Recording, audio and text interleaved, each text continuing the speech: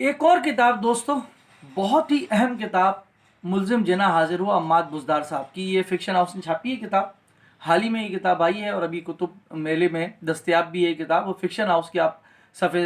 Page سے، face بک page سے بھی آپ اس کو بک کرا سکتے ہیں اور وہاں سے آن لائن منگوا سکتے ہیں، یا ان کی کتاب ان کی دکان سے بھی حاصل کر سکتے ہیں، لاہور سے بھی، کراچی سے بھی۔ یہ کتاب جو ہے اپنے موضوع کے اعتبار سے بہت اہم کتاب ہے۔ محمد علی جناح جو ہیں،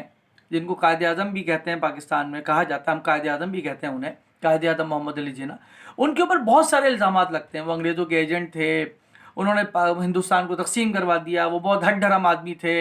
وہ کسی کی نہیں سنتے تھے، انہوں نے کانگریس کے ساتھ جو ہے وہ انگریزوں کے خلاف جو لڑائی لڑ رہی تھی کانگریس میں، انہوں نے ساتھ نہیں دیا، انہوں نے اپنی 1.5 اینٹ کی مسجد الگ بنائی، وغیرہ وغیرہ وغیرہ وغیرہ۔ ان کو اقتدار کا شوق تھا، وہ پہلے گورنر جنرل بن گئے، وہ خواہ مخواہ خلاف تھے۔ اس کتاب میں عماد بزدار صاحب نے محمد علی جناح پر جتنے بھی الزامات لگتے ہیں، چاہے وہ ذاتی نوعیت کے ہوں، چاہے وہ سیاسی نوعیت کے ہوں، ان سب کا مدلل جواب دیا ہے، حوالوں کے ساتھ اور مستند حوالوں کے ساتھ جواب دیا، جو سب سے اہم بات ہے اس کتاب کے اندر۔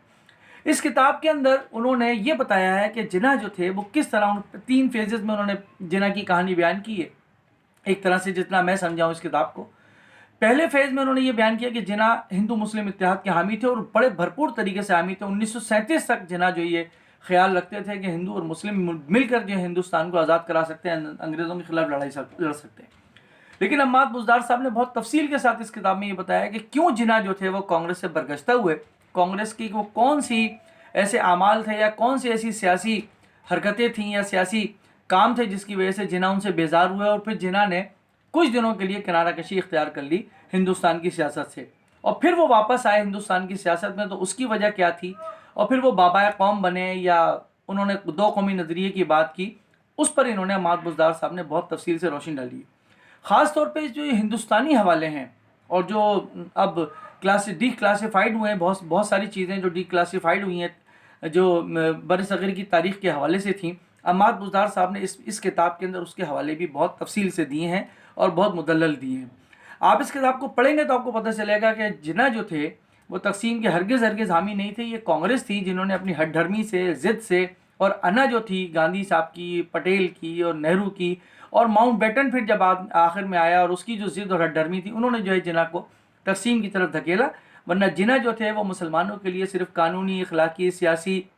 مذہبی جو حقوق تھے وہ اس کے قائل تھے، اور وہ اس کے لیے جدوجہد کر رہے تھے۔ بہت ساری کتابیں لکھی گئی ہیں محمد علی جناح کی جدوجہد کے اوپر، یہ کتاب ابھی حال ہی میں سامنے آئی ہے اور بہت اہم کتاب ہے، اس کتاب کو آپ ضرور پڑھیں۔ اس کتاب کے اندر بہت ساری غلط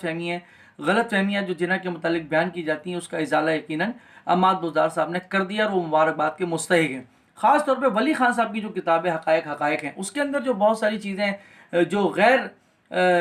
حوالے کے ساتھ نہیں دی گئیں، اس کا بھی بڑا اچھا پوسٹ مارٹم انہوں نے کیا۔ گو کہ زاہد چودھری صاحب نے بھی اپنی کتاب پاکستان کیسے بنا کی جو 2 جلدیں اس میں بھی کافی تفصیل سے لکھا ہے، لیکن انہوں نے بھی مختلف حوالے دیے، کشمیر کے حوالے سے، گورداسپور کے حوالے سے، ریڈ کلف باؤنڈری کمیشن کے حوالے سے انہوں نے دلائل کے ساتھ یہ بتایا کہ کس طرح ماؤنٹ بیٹن، نہرو، پٹیل اور گاندھی جی، ان تمام کی ہمدردیاں انگریزوں کے ساتھ تھیں، اور یہ جو الزام لگتا ہے کہ انگریزوں کے ایجنٹ تھے جناح، یہ اصل میں غلط بات ہے۔ کانگریس کہیں ایجنٹوں کی صف میں نظر آتی ہے، جناح جو ہے وہ کانگریس اور انگریز اور ان کے منصوبوں کے بالکل مخالف نظر آتے ہیں۔ یہ کتاب آپ پڑھیں، بہت تاریخی حوالے اس کے اندر موجود ہیں، بہت اہم کتاب